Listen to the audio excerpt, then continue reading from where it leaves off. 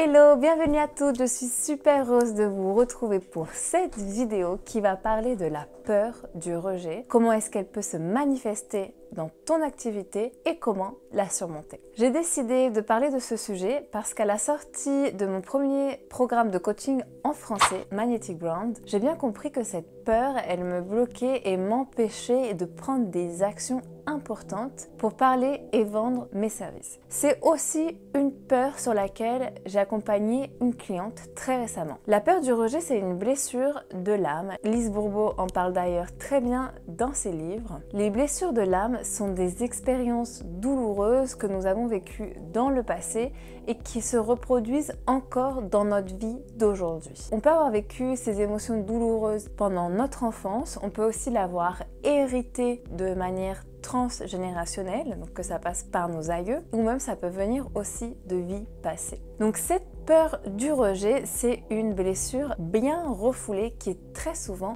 inconsciente. En fait, cette peur du rejet, c'est le fait de se sentir repoussé, rejeté, méprisé, mise à l'écart dans ses relations familiales, amoureuses, sociales ou encore professionnelles. Identifier et travailler sur sa peur du rejet, c'est hyper important quand on est entrepreneur et qu'on veut se lancer, être visible et vendre sur les réseaux sociaux. La peur du rejet, ce n'est pas magnétique du tout. Quand tu ressens cette peur, tu as plus de chances en fait de te faire rejeter. Et visuellement, magnétiquement, cette peur du rejet, tu peux l'imaginer comme une énergie repoussante dans ton aura, dans ton champ magnétique. Et même pas besoin de parler parce qu'il se ressent dans la posture. Ça ressent que c'est un manque d'amour de soi et pour être magnétique, il faut travailler son amour de soi. Donc l'origine de la peur du rejet, pour le fun fact, en fait, cette peur du rejet, elle vient de notre cerveau primitif qui est là pour nous protéger des éventuels dangers. Car avant, si on était rejeté, on ne pouvait pas survivre sans tribu. Vivre tout seul dans la jungle ou dans la forêt, c'était pas possible. C'est pour ça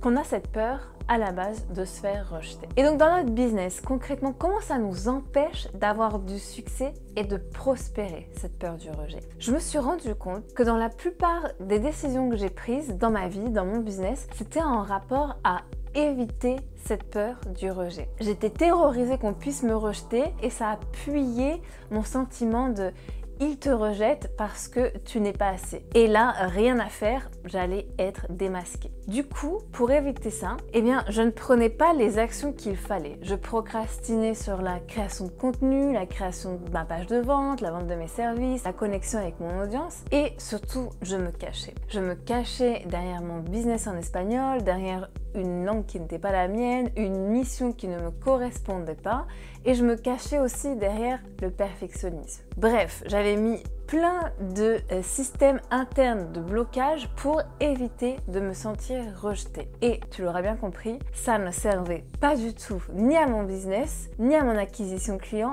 ni à mon leadership. Alors quand on souffre de cette peur du rejet, comment est-ce que ça peut se représenter dans un business? Déjà, il faut savoir que show up sur les réseaux sociaux, être visible, se montrer, c'est vraiment courageux. On oublie bien souvent, mais parler de soi, de son expertise, se mettre en avant, c'est quelque chose de brave. C'est quelque chose de courageux que pas tout le monde ne fait. Alors déjà, bravo. Si tu publies sur les réseaux sociaux, bravo et félicite-toi de le faire. Concrètement, quand on a peur du rejet, c'est difficile d'être soi et d'être authentique. On pense à tort qu'en étant quelqu'un d'autre ou en étant comme quelqu'un d'autre que l'on admire, on sera accepté et aimé. Mais c'est tout le contraire qui se passe en fait. Un leader, c'est quelqu'un qui ose être soi, ose être différent et qui inspire les autres en étant différent. Parce que comment est-ce qu'on peut te différencier et se rappeler de toi si toi tu fais la même chose que tout le monde? La clé dans le personal branding, c'est oser être soi. Quand j'étais entrepreneuse dans la mode et dans le coaching en image, j'étais une des premières en espagnol à donner des conseils de style à travers un blog. Ensuite, après le Covid, il a commencé à avoir plein de blogs mode et plein de comptes sur Instagram, sur les réseaux sociaux qui parlaient de comment bien s'habiller. Et c'était de plus en plus dur de capter mon audience parce qu'en fait, j'avais beaucoup de concurrence et on faisait toute la même chose. C'est là que mon chiffre d'affaires, il a commencé à baisser. Et c'est quand j'ai compris que mon plus c'était que je sois française, que j'incarne le style parisien French chic, bon, peut-être pas maintenant mais voilà, et que j'ai commencé à communiquer là-dessus, même à créer des produits pour parler du French chic, que mon business s'est repropulsé de nouveau parce que c'était mon avantage concurrentiel et je l'incarnais par mon histoire. Donc clairement, personne ne pouvait me copier. Le risque quand on a la peur du rejet, c'est d'être trop dans le people pleasing, de plaire aux autres, avoir plein de likes, devenir viral. Mais en fait, ça ne nous aide pas du tout à nous développer comme être unique. Ça ne nous aide pas dans notre business. Qui sont les autres?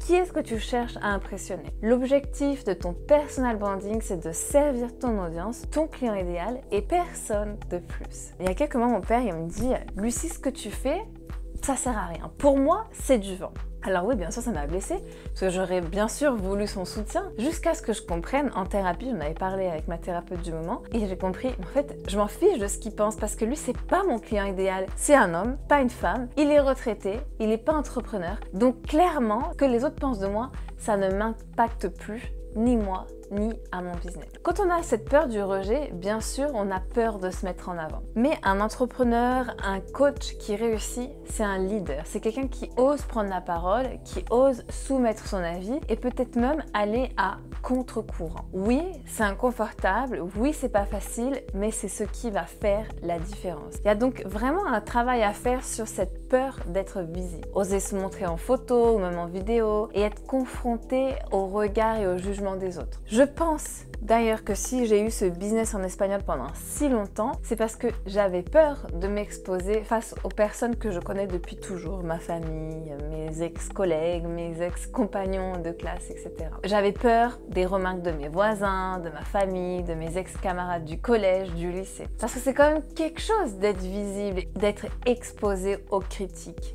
et au jugement.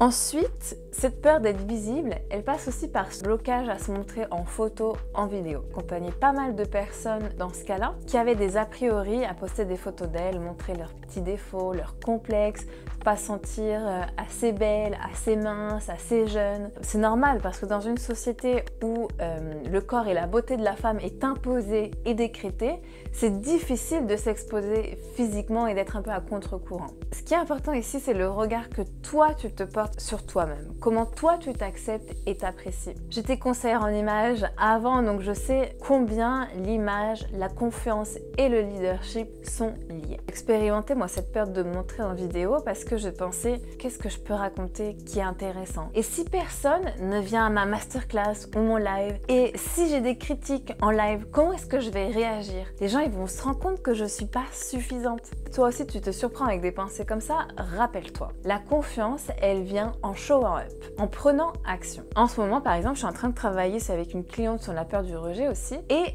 pour elle, cette peur, elle s'exprime sur le fait d'avoir peur d'être virale. En fait, elle avait déjà fait quelques posts qui ont été virales sur LinkedIn et elle s'est pris une rafale de haters.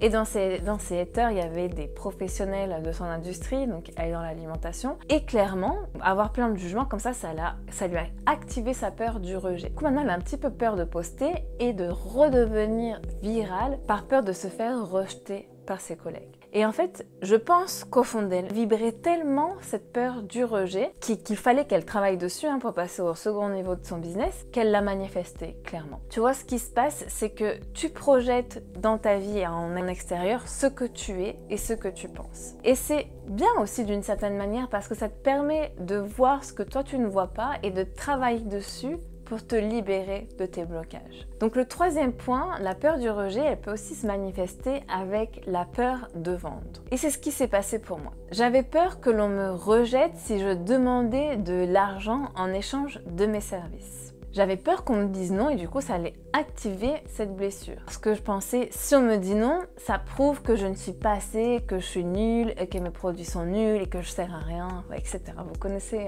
la petite voix intérieure, n'est-ce pas ?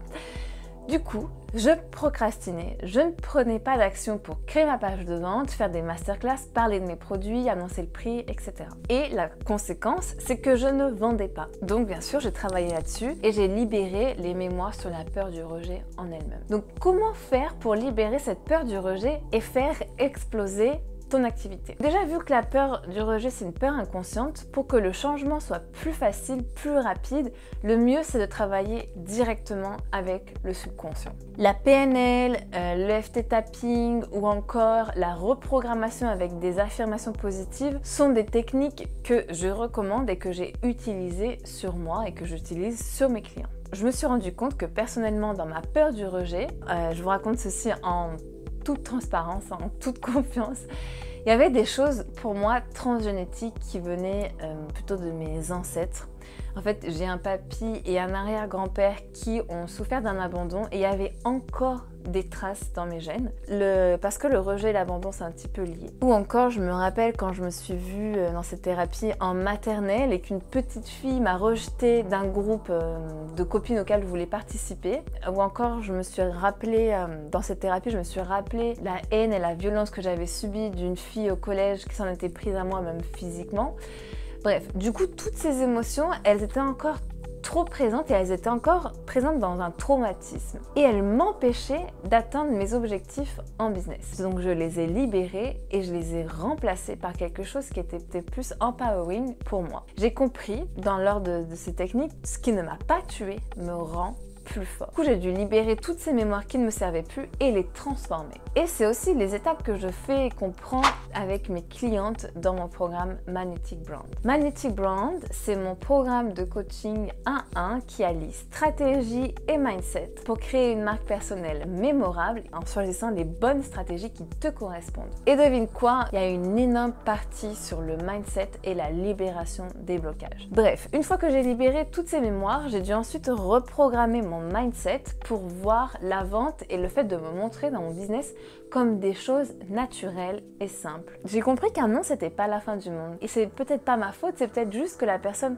ne peut pas investir tout simplement, ou encore que dans quelques semaines ou dans quelques mois, elle me dira oui, qui sait. Ça m'est déjà arrivé. Aussi, j'aime beaucoup cette histoire qu'on dit souvent en vente. Donc, chaque non te rapproche du oui. Je sais pas si vous connaissez cette histoire du vendeur porte à porte qui se prend souvent des refus et à chaque non, lui, il est content et il s'enthousiasme parce qu'il dit « Oh oui, yes, je suis plus proche du oui ». Autre shift de mindset à avoir important, c'est que tu es là pour servir ton audience. C'est ça ta mission.